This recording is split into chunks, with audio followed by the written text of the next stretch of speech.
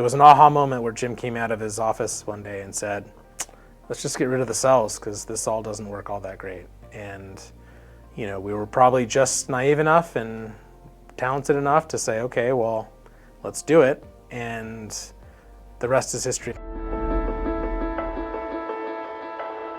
And then it was up to me and Tyler to actually design these systems, how all of this concert of enzymes and cofactors producing and consuming these cofactors would actually work cell-free.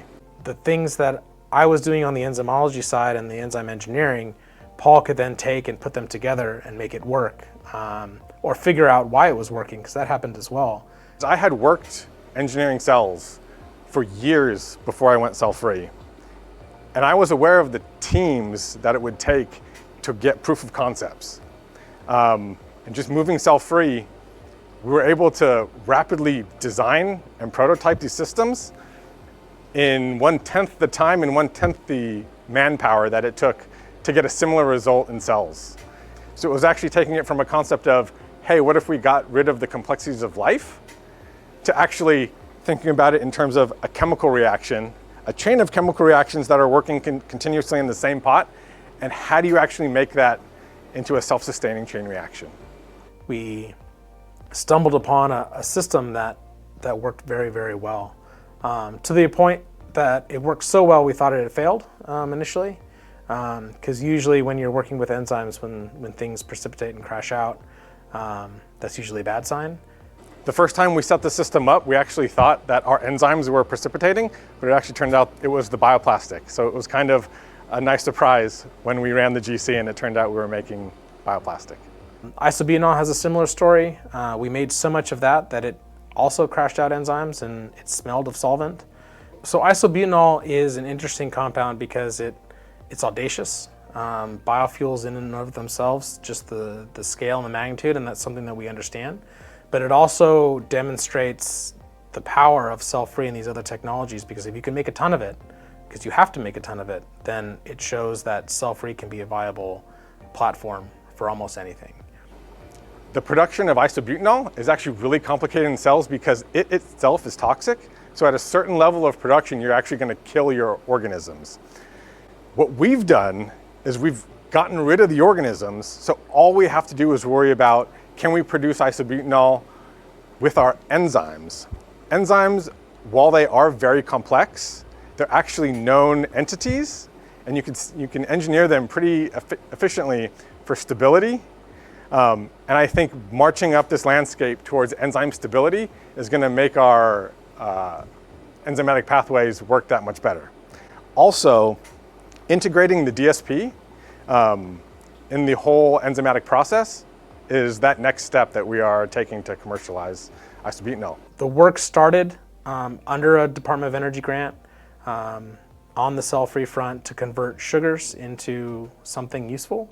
Isobutanol was a good energy molecule, and the first system we demonstrated worked well, worked the same as what could be done in cells, but it also suggested that there was significant headroom beyond what you could do in cells.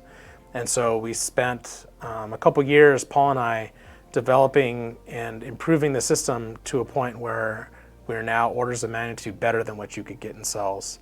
And we continue to push the limits here at Invizyne even further, both on, not just on the system and enzyme engineering, but in the reaction engineering, isolation, all the aspects of what you would need for something to be now commercial. So the cannabinoid project is interesting because that actually spun out from a project based on terpene production. We had a pathway that was like 36 enzymes that converted glucose into terpenes. Terpenes are actually very interesting because they're very toxic to cells, which is how we got into it. But we thought about how can we actually make a more value-added product. And that turned out that the penultimate step in the production of terpenes is the production of this very high value compound GPP that we decided that if we could append that to different small molecules, we would have a higher value compound. So one of those compounds that we settled on was CBG. From start to finish, I think the design to testing to demonstrating it worked took less than 3 months. And so once we showed we could make cannabinoids, then we expanded that system to not just one cannabinoid, but multiple. And then since here at Invizyne, we've expanded that even further to really completely expand the scope of things that you can make. Some of the challenges with Invizyne, as you can maybe imagine, taking all these enzymes outside of the cell, you still have to produce them, right? So getting industrial level production of enzymes and cofactors is something that you just don't have to think about when you're in cells. So that's another level of logistics and complication. But once you solve that, it's so much easier to actually do the production without the complications of life, right? And that is part of this engineering solution that we've kind of made here in order to show that a quick proof of concept, but then also taking that proof of concept to industrial levels of production.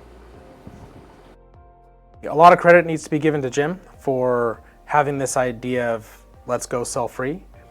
And once he had that idea, we were off to the races where we were trying to figure out what systems to put together cell-free and how we would do it. And over the course of 12 to 18 months, Paul and I tested a lot of different systems to really focus on how you make cell-free function really well.